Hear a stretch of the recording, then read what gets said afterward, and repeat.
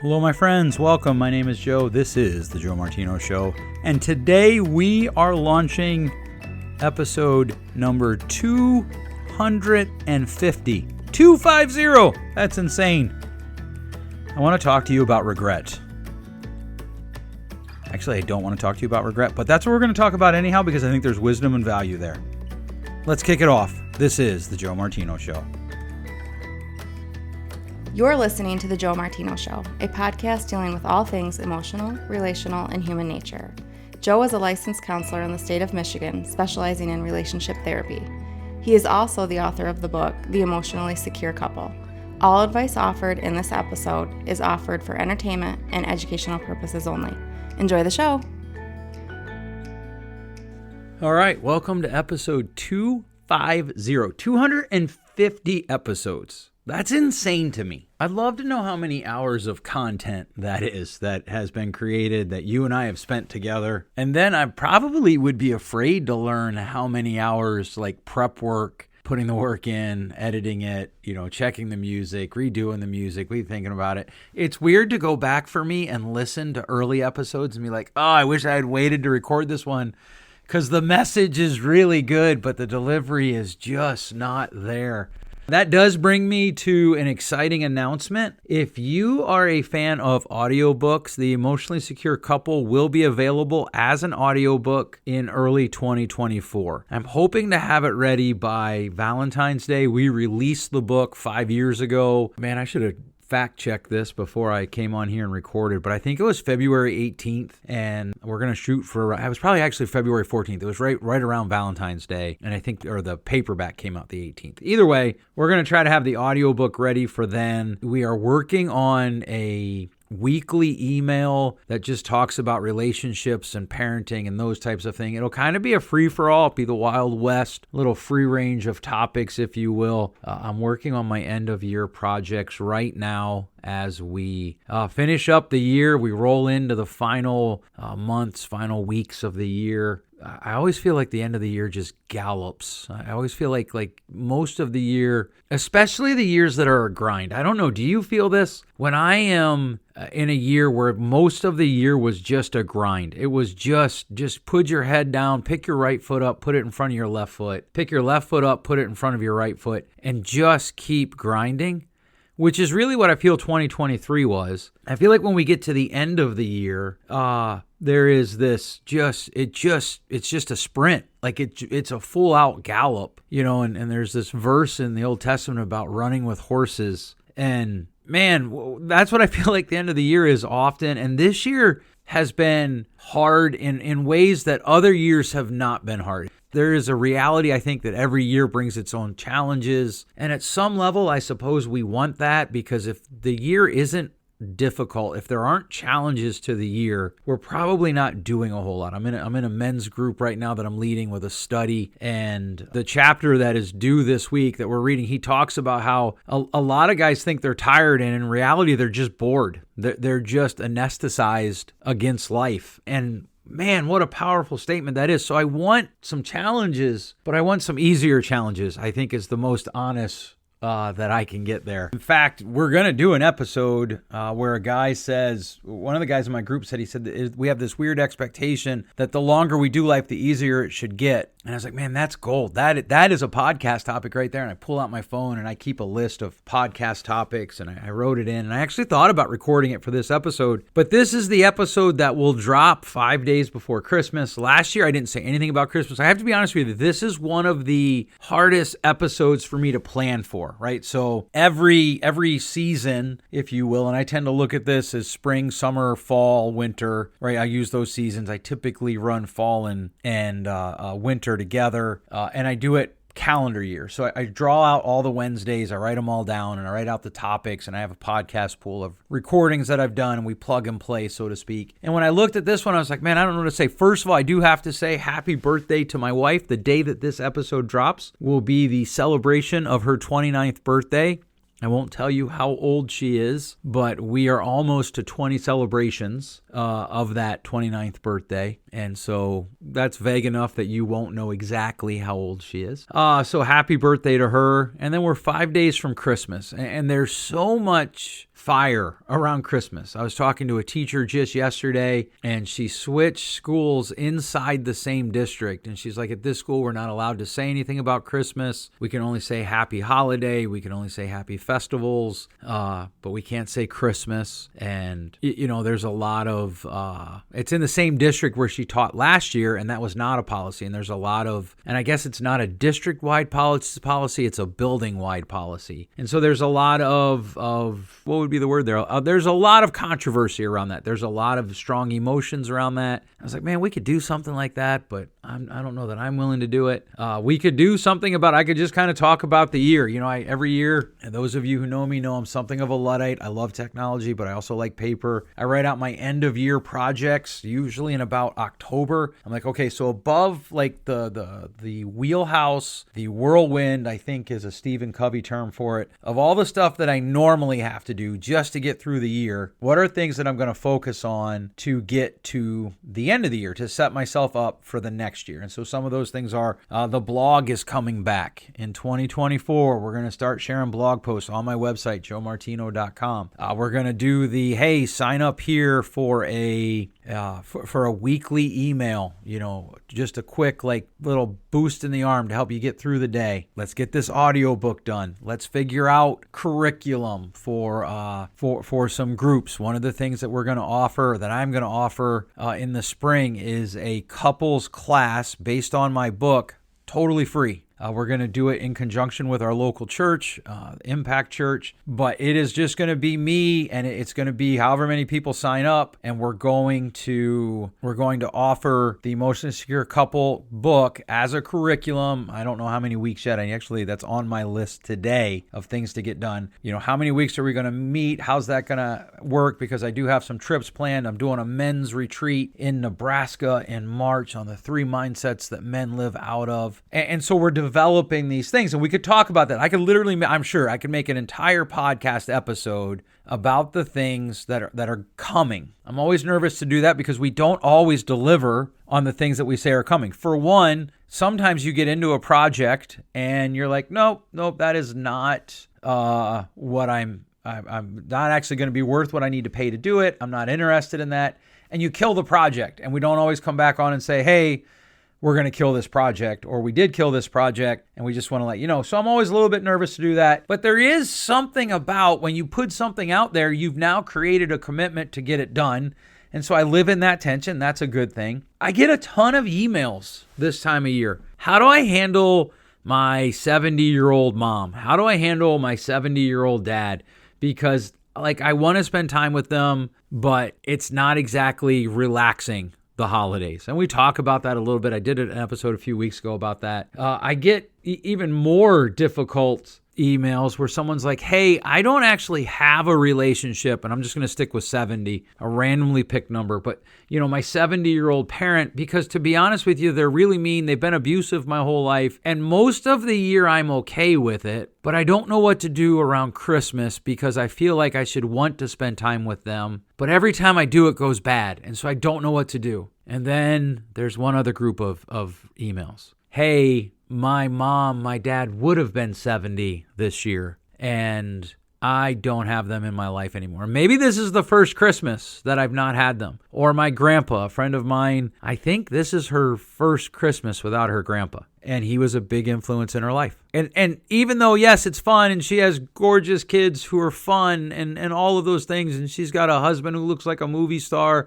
and is just a great guy, I would imagine there is grief there for her. To be fair, she's not emailed me. She's not said anything to me, but just knowing what I know about humans. And so I try to pick, okay, well, what do we talk about?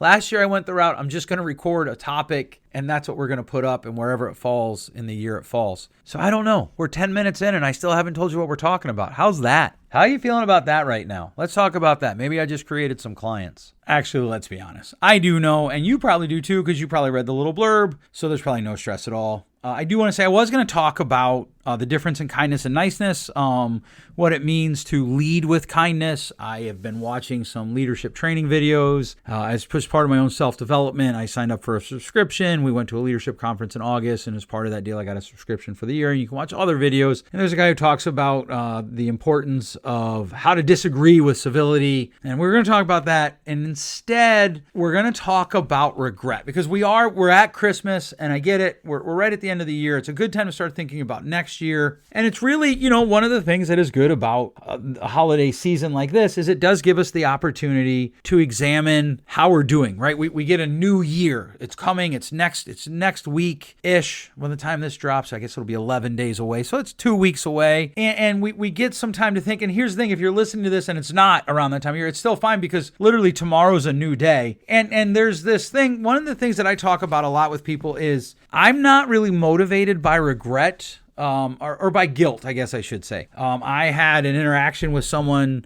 pretty regularly. It was part of my life, and would just try to, guilt people, would say things like, well, when I'm dead, you're going to blah, blah, blah. And I would finally say to the person, here's the thing, that'll be a win-win because you'll be in heaven. You claim you'll be in heaven. And so that's a win for you. And I'm not driven by guilt. So that's a win for me. And I often tell people when I'm meeting with people, they'll talk to me about like things like, oh, well, I just regret this and I regret that. And I'll say to them, okay, well, that's fine. But the question that I want to ask you is, what are you doing with that regret? And here's what I mean by that. A lot of times what happens is we get to the end of a year, we get to the end of a project, we get to the end of a relationship, or we did something in a relationship and we regret it, but we don't make changes. And so there is a guy who wrote a book, I think, called The Power of Regret. Yeah, that's actually right, because I just checked my notes. See that? Daniel Pink wrote the book, The Power of Regret, and he's also one of the speakers in these video conferences that I've subscribed to. And so I watched it. And here's what he said. There are 4 types of regret that most people have. And he said there are foundational regrets, boldness regrets, moral regrets, and connection regrets. And he made some very provocative statements. He said this. He said, regret is our most transformative emotion if we deal with it right. Regret makes us human, and regret makes us better. And so I'm not sure what I think of this, to be honest with you. I did download his book. I think it was free, or it was super cheap on Audible. So I'm going to listen to it when I'm done with the 17 books that I'm trying to listen to right now. That's a little bit of an exaggeration, but not far. I get what he's saying. Like, hey, people, when they're dying, they have foundational regrets, and those are stability regrets. Like, oh, I wish I had started saving sooner. I wish I had done these things sooner. And there are a lot of things, like for me, there are a lot of things like that, things that I just didn't do in my early 20s, in part because I didn't know, in part, a lot of the things that I did in my early 20s, I never stopped and asked myself the question, why am I doing this? I just did it because, well, that's the thing that we do at this stage. This is the thing we do at that stage. And that's kind of how I did it. I didn't even really ask myself, like, why am I taking this job? The first job I took it because I just wanted to get paid. Like, I didn't really have any deep reasons. And it was a train wreck. Like, they debated in an executive meeting, they debated doing illegal things. The next job I took was just trying to get away from the job that was doing illegal things. And there were flags that I missed, and it was a train wreck. The next job that I took was okay. I actually enjoyed it, but I didn't really ask myself, okay, like, well, what does this mean for me income-wise? And then when I bought my first house, like, okay, so my mortgage is X amount of dollars. What percentage of my my monthly paycheck is that? And I just didn't, there were a lot of things that I didn't know, and I didn't know that I didn't know them. And so I have some of those foundation regrets that he talks about. He talks about boldness regrets and says that people who fail to make bold choices end up regretting that later in life. Right? They regret that they didn't chase things. They regret that they didn't take risk. And this is one that I've heard a lot about. This is one that I've preached to my kids. Be bold. When you're on your deathbed, there are very few people who are like, oh man, I wish I had played it more safe. I wish I had done things more safe. I wish I had done this. I wish I had done that by not doing these things. There are very few people who are like, oh, I just should have played it safer. So play it a little risky. Don't be irresponsible. And that's what makes life hard, right? Because there's this balance. But I'm curious, do you have any foundational regrets this year? Things that you wish you had started? And is that because you lack knowledge or you lack boldness? Because those are two different things, right? Are there things that you wish you had done that you didn't? Just recently, I was telling my wife, I was like, man, I could have done this and I didn't. And I kind of regret that I didn't take that chance. And so we're doing some things next year. What about you? What are things that you're considering doing next year, but your brain screams, don't do that, and you might end up regretting not doing it because of boldness or lack thereof? Moral regrets. This one's pretty simple. This one's pretty straightforward. I think he talks about how people do things that they come back to regret because they did immoral things and they wish they hadn't. Are there things that you're doing that you need to change? Are there things that you're doing that you shouldn't be doing? Connection regrets. And this is talking about people not pursuing relationships. Are there relationships that you could try to make right? Now, here's the thing. I want to be clear. I actually tweeted this, and to my knowledge, he's not responded, or whatever you call it now on X. I'm a little curious about the research because how did he account for a lack of contentedness? A lot of the stories he gave in his presentation I was unimpressed with because they're not they don't seem to account for the distress of just not being content. There are a lot of people that they have love regrets, but there's nothing they can do about them. In other words, relationships require two people. And if the other person is abusing you, if the other person is continually bringing toxicity into your life, then how do you navigate that? And so, Daniel Pink has sold millions of books and he's world renowned. And I'm just some dude sitting in my office with a blue Yeti, speaking to a few people. So I get it. But I do have some concerns about this. I wouldn't want this to drive everything I do. And yet I can't help but think that there is value here in asking yourself, what do you regret about 2023? And what are you going to do in 2024 to not regret the same things when you get to the December of next year? When you get to the end of 2024, and let's be honest, I feel like every year just goes faster and faster and faster. What are you going to do to not regret the same things you regret this year? And he talks about 5 tools for making regret a useful tool. He lists 5 things out. One of them was write a failure resume for yourself. And to do this regularly, he says you write out 1 column, what's the failure? Second column, what's the lesson you learned? And here's the money. Third column, what are you going to do about it? And that's, to me, is the only value of regret. Does it drive you to want to do something differently? Does it drive you to want to make different choices next year? I don't care what you do as far as the mistakes you make. I tell my kids, I don't care what mistakes you make. What are you doing to not repeat them? What are you doing to do better? What are you doing to bring goodness to the world? We're going to fail. We're going to swing and miss. But what are we doing to bring hits to the world? What are we doing to bring swings and hits to the world? What are we doing that drives goodness into the world, that drives connection? What are the risks that you're going to take? What are the risks that you thought about taking this year that you didn't? That you're like, you know what? Next year I'm going to take that risk. I keep talking about this. I had a friend who went on a cruise with his kids, and he said, my goal was to say yes as much as possible. I want to talk to him about that because that's a risk. There are so many parents that they say no to their kids because of the risk that saying yes would bring. And I've said this before, if you've listened to this at all, if you've hung out with me at all, parenting is the greatest invitation to regret that you will ever encounter. But what are you doing to continue to improve? What are you doing to continue to move forward? If you have regrets and they're driving you to do that, that's awesome.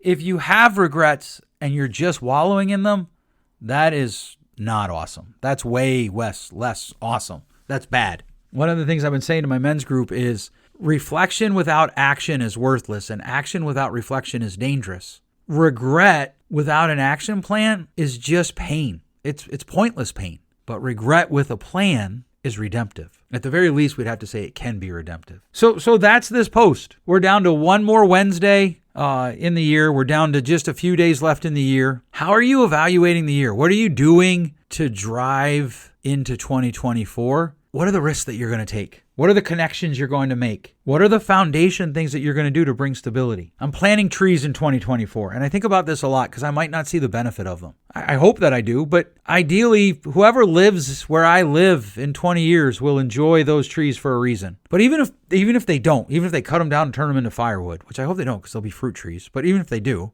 I think they're going to bring beauty to our property. They're going to bring a moment for us to sit and go, right? The idea of failure, that is one of the things that often leads to regret because people are afraid that they'll fail, and so they don't do. That's the boldness regret. But it could be all 4 of the regrets that he talks about. So what about you? What are the regrets you have? Would you put them in any of these 4 categories?